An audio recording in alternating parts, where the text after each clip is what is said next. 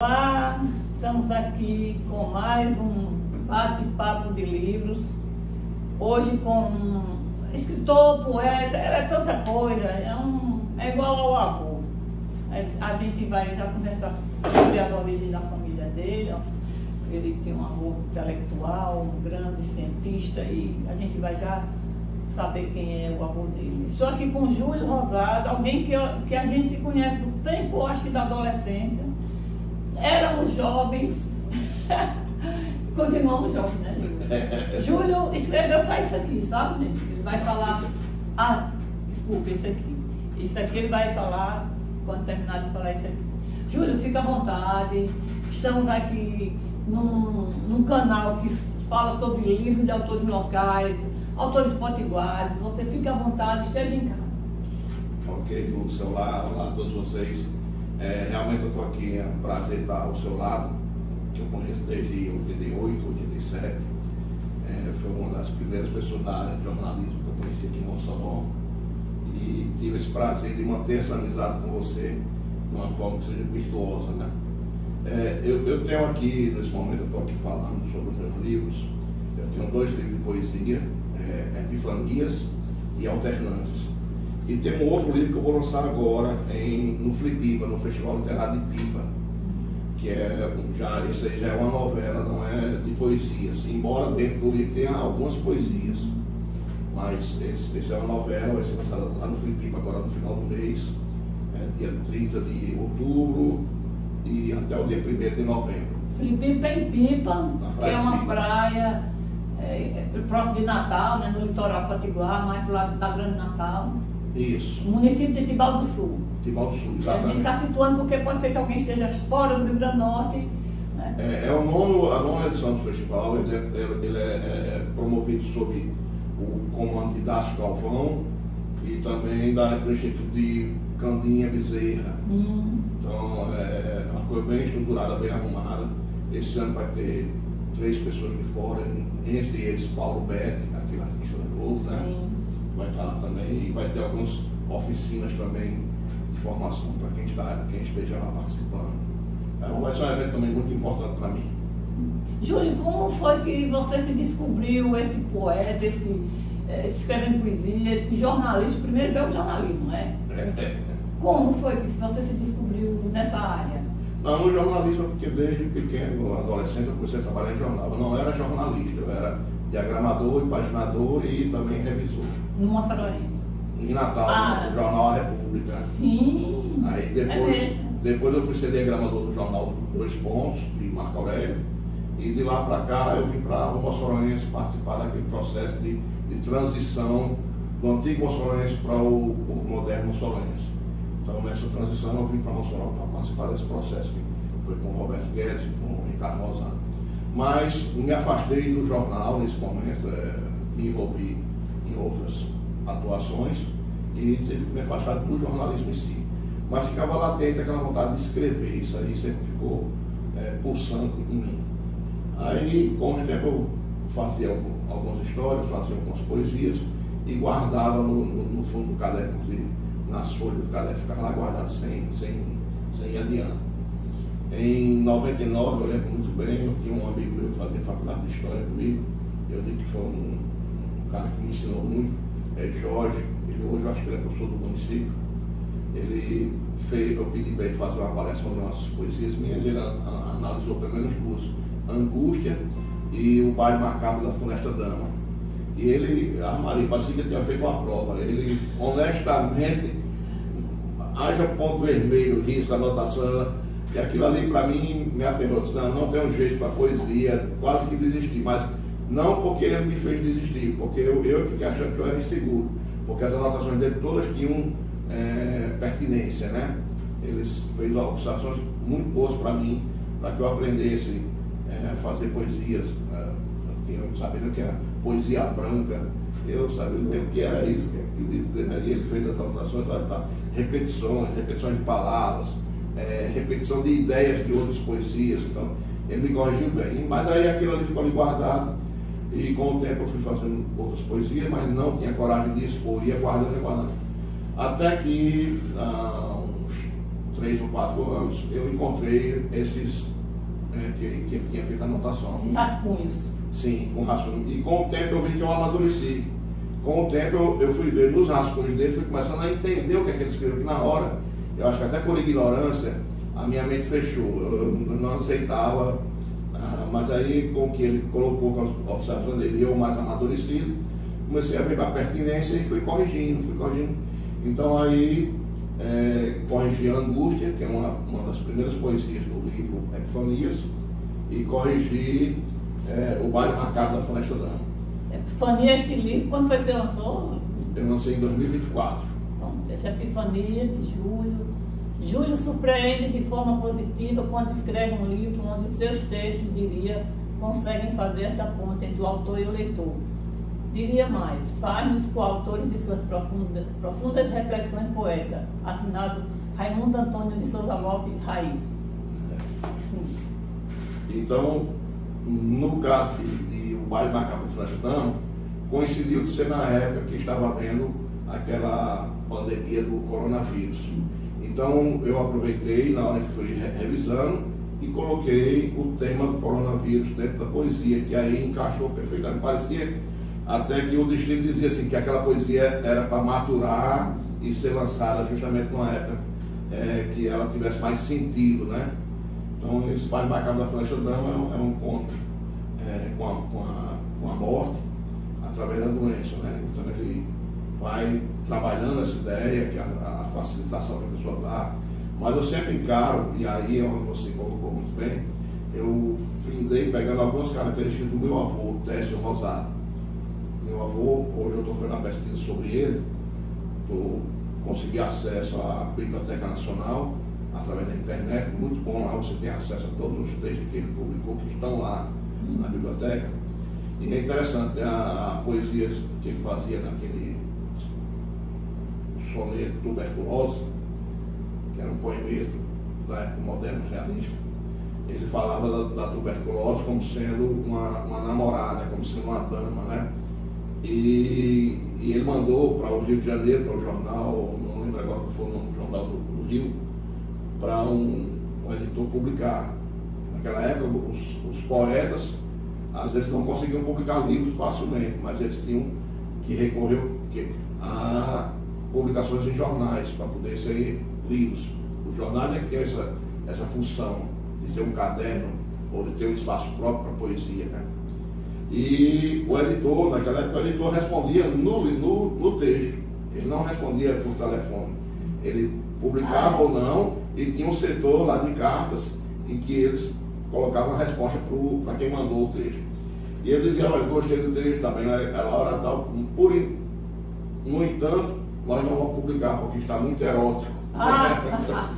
Texto de Técio Rosado? Sim. Olha só. Era muito interessante. Ele era dentista, né? Odontólogo. Odontólogo, advogado.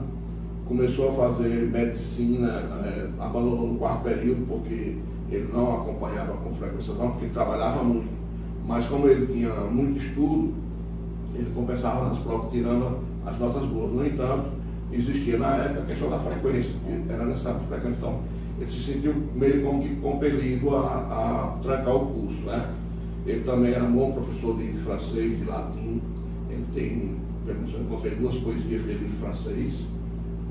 É um gênio, para o tempo principalmente, sim, né? Um gênio até, digo... Em Recife, ele foi estudar em Recife, ficou por lá e lá, parece que onde ele morava era uma espécie de pensão, não república. Uma república, uma república distante. Aí tem histórias extremamente interessantes dele, né? Ele lá em Recife, ele tinha a livraria e tinha o sebo. Ou pensa que era só uma ou só outra. Não. Ele tinha um sebo e tinha uma livraria. O Técio Rosado era dono de livraria e de sebo. Interessante. Eu não sei se as 2 ao mesmo tempo, sim, ou se um interessante. Mas nas pesquisas, por exemplo, eu encontrei nos jornais, ele solicitando empréstimo ao banco para comprar livros. Aí ele tinha que fazer o protocolozinho, quantos livros em francês, quantos livros em italiano, quantos livros em inglês.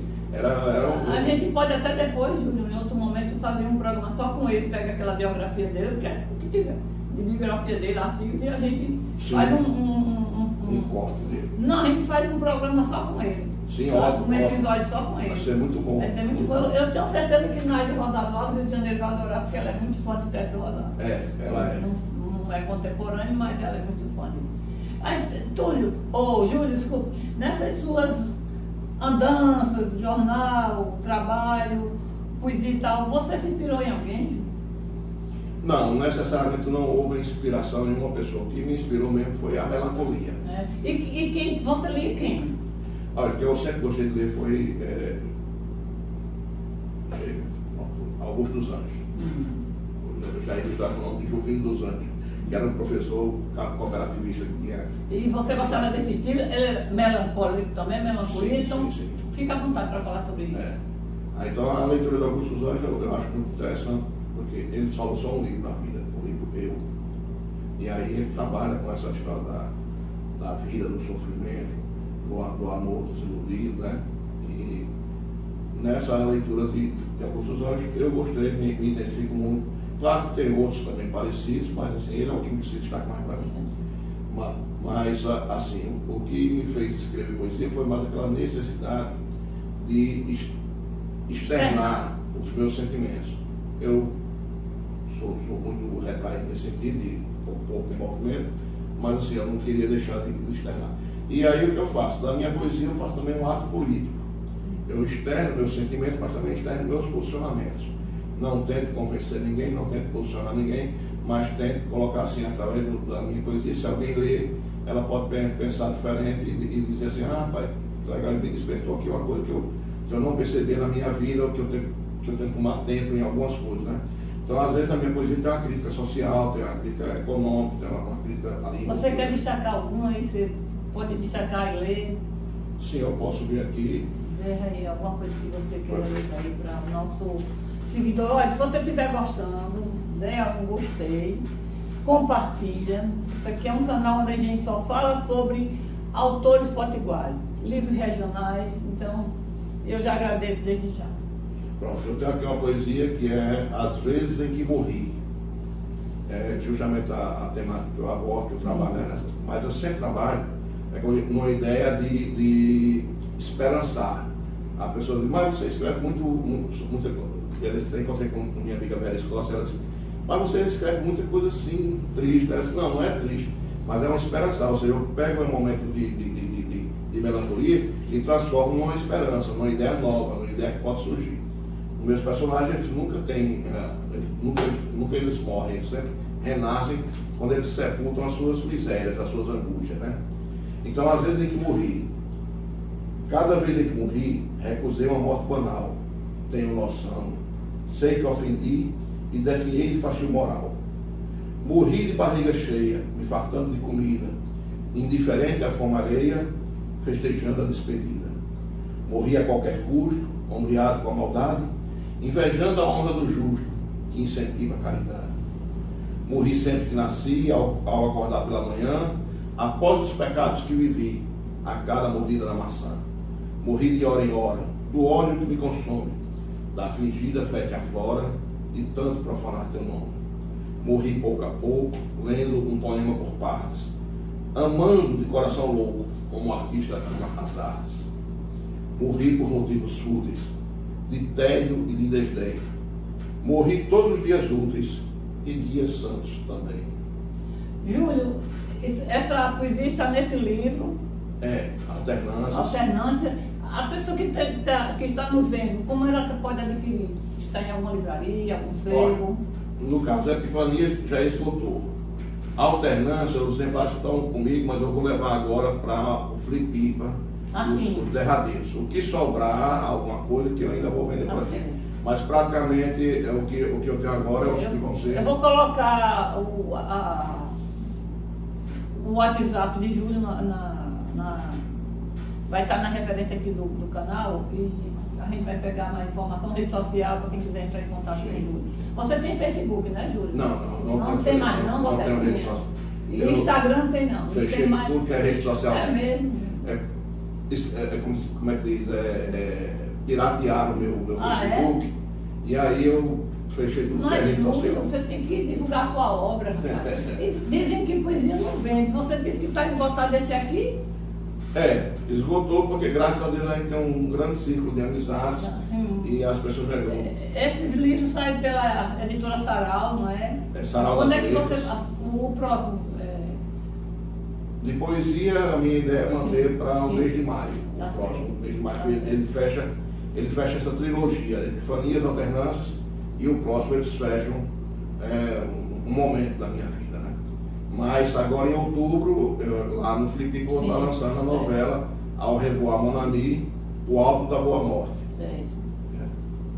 Esse livro é interessante, eles trabalham com conceitos, tem um amigo meu que é o Dr. Marcelo Almeida, que ele é poeta, é escritor também, e eles, as poesias de Júlio, elas têm uma história.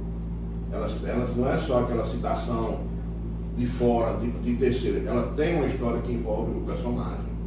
Então, assim, quando eu faço o livro, a audiência de custódia é uma história que eu falo em poesia, que a pessoa, como se ela tivesse em frente a um juiz e está dizendo assim, que vai confessar todos os pecados à juíza do mal que ele fez à mulher, né? E é uma coisa interessante, porque ele fala das agressões invisíveis, que a gente está acostumado a ver aquela agressão que deixa hematoma. Em audiência de custódia, ele está simbolicamente dizendo que vai confessar, às vezes, que fez aquela violência psicológica, que fez aquela coação. Então, na poesia eu coloco isso muito sutilmente, muito bacana. E é como se diz assim, eu digo muito, minhas poesias elas são muito boas para serem trabalhadas em sala de aula. Não na aula de literatura apenas. Porque quando a gente fala em poesia, a gente já pensa em aula de literatura. Pode ser também, mas eu acho muito bacana para quem é professor, para quem tem direção de escola, ver que ela pode ser trabalhada nas aulas de sociologia, de filosofia, pode ser trabalhada na universidade. Eu tive um prazer muito grande da Unicatólica. A Unicatólica foi uma parceria comigo, ela transformou meus livros em e-books. Elas estão lá disponíveis no acervo lá. Tem os livros físicos que eu doei. Bom saber. E tem os e-books que estão lá disponíveis gratuitamente para alunos, professores e visitantes da Unicatólica. Júlio, você trouxe algumas coisas aqui para mostrar. Trouxe algumas coisas aqui que eu estou vendo, que eu estou... Você fica à vontade para comentar, destacar algum livro, algum autor? Tem esse aqui do meu amigo Marcos Ferreira, daqui de Mossoró. Ganhou prêmio com esse livro? Ganhou um prêmio, um livro que eu gosto muito porque eu comprei esse livro pensando que era crônicas, porque ele escreve crônicas no blog de Carlos Santos. Aí me admirei quando eu abri, era poesias. E aí tem umas coisas que eu me identifiquei demais. Tem um aqui que sinceramente me lembra, inclusive lembra um momento da minha vida, uma perda de uma irmã minha.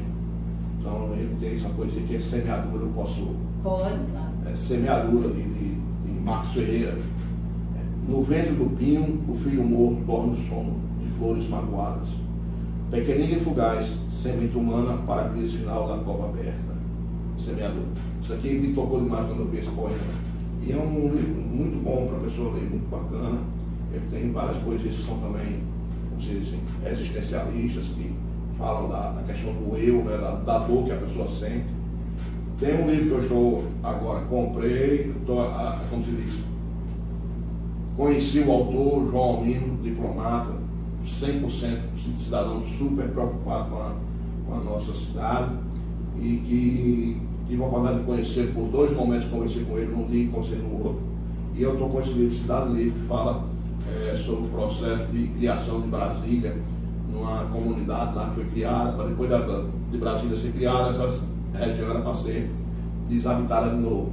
Mas ele fala desse processo que isso vai virar uma cidade. João Almino, para quem não sabe, é o único potiguar na Academia Brasileira de Letras, é imortal, é de Mossoró, diplomata, foi professor universitário no México, na Europa, enfim. Esteve recentemente em Mossoró, na Feira do Livro de Mossoró. O que mais você tem aí? Aqui é folhetim do César Augusto Carvalho. César Augusto Carvalho ele tem um blog, um canal do YouTube, Canal do Poetariado. E esse canal é muito interessante, muito gostoso, porque eles fazem entrevistas, como essa que você está fazendo comigo aqui, com pessoas do setor debatendo, mas também ele coloca lá as poesias das pessoas, eles montam um filmezinho, uma coisa para ficar bem legal, bem legível. É muito bom. Lá no canal dele eu conheci um poeta que eu me identifico muito, que é Vlado Lima. Vlado Lima é daqueles poetas que são assim meio, como se diz, apocalípticos, né? Ele tem umas poesias. Eu estou vendo que você tem aqui O Menino que Enfrentou o Lampião? O Menino que Enfrentou o Lampião. Você recomenda esse livro? Recomendo esse. Por quê? Eu tenho um outro livro seu que é A Menina que Queria a Guerra, mas esse aqui particularmente eu recomendo por quê? Porque é um livro que ele conta a nossa história de uma forma bem, como se diz, leve, bem tranquila, sem endeusamento de ninguém e sem também criminalizar ninguém. Mas ele fala desse momento da nossa história, colocando sob a perspectiva do menino que viraria prefeito. Então, isso é muito bom, porque uma das maiores dificuldades que a gente tem hoje é da pessoa compreender os fatos sem conseguir compreender os contextos, né? Na última conversa que eu tive com o Cláudio, eu estava falando que, como eu fui aprender a ler, né? Meu pai comprava A Pata da Gazela, um livro capa dura, eu com 8, 9 anos de idade, e me dava para eu aprender a ler. Eu nunca queria aprender a ler naquele livro. Dom Casmurro, um livro de capa dura, hoje eu adoro Dom Casmurro, mas na época era Dom Casmurro para 8, 9 anos, eu não lia. Então o que é que eu fazia? Eu comprava a revista da Mônica, ou a revista do Caçula, botava dentro e fazia que estava lendo. E fui aprender a ler, lendo Mônica, lendo Chico Bento, lendo Cebolinha. Depois que eu aprendi a ler, fui tomando gosto. Aí veio os primeiros clássicos para mim. Monteiro Lobato com As Reinações de Narizinho. Aquilo ali foi me chamando para os clássicos gregos. Influenciou pro resto da vida, né? E aí foi, mas assim, tudo tem a sua época. O Menino que Enfrentou o Lampião, eu acho pra gente que é adulto, é beleza. Mas eu acho que, por exemplo, essa turma adolescente de quinta série, oitava série, o pessoal que está no ensino médio, é uma beleza, é perfeito, porque... Os adultos também me falam de tudo, isso é incrível que você explica. Tinha coisa que eu, como adulto, ainda não sabia, mas você explica aquele contexto, né? Isso. Aquela frase. Isso aqui, gente, é de minha autoria, foi lançado o ano passado, 2024. O Menino que Enfrentou o Lampião, a saga de Alfredo Fernandes, o Rodolfo Fernandes. Rodolfo Fernandes foi o único prefeito que, vamos dizer, peitou o Lampião, então ele nunca tinha sido biografado. Faz 98 anos que o Lampião passou em Mossoró, teve essa triste passagem na vida dele, a única derrota que ele levou na vida, e ninguém tinha biografado o autor da façanha de peitar Lampião. Então aqui está, essa aqui é a foto de Rodolfo Fernandes na contracapa. Este livro foi lançado em 2024 e passou a ser adotado pelas escolas de Mossoró. Aqui é a primeira edição que Júlio tem, e esta aqui é a segunda edição, que por acaso, por a gente está no mês de outubro, mês da criança, então está em promoção. Esse livro, qualquer livraria é R$60, 60. E esse aqui, A Menina que Queria Ir à Guerra, que trata da escolha precoce da profissão, principalmente para criança, R$50. Os dois juntos, R$100, mais ganha a sacola de brinde, que é a embalagem. Se você quiser dar de brinde para uma criança, enfim. Eu sugiro. Você vai pegar os contatos, meu contato aqui, meu Instagram é Lúcia Rocha Oficial, pode pedir lá, Facebook Jornalista Lúcia Rocha, enfim, aqui nesse vídeo vai estar todas as informações. Tem mais alguma coisa aí, Júlio? Sim, nós temos aqui também As Sutilezas Poéticas de Wanda Jacinto. Sim, temos. Temos Outonias, que eu recebi de presente de minha amiga Dulce Cavalcante. Sim, muito boa. Já fizemos um episódio com Dona Dulce na biblioteca dela. Dulce, eu digo a ela, eu comparo ela, quem leu aquele livro Ensina-me a Viver, tem a personagem de Mouro e do rapaz. Mouro é a senhora de 80 e poucos anos, que ama a vida. E tem o rapaz que é um suicida potencial, que ele fica sonhando formas de suicidar, e ele faz a amizade com o Mouro, quase com uma paixão platônica entre eles.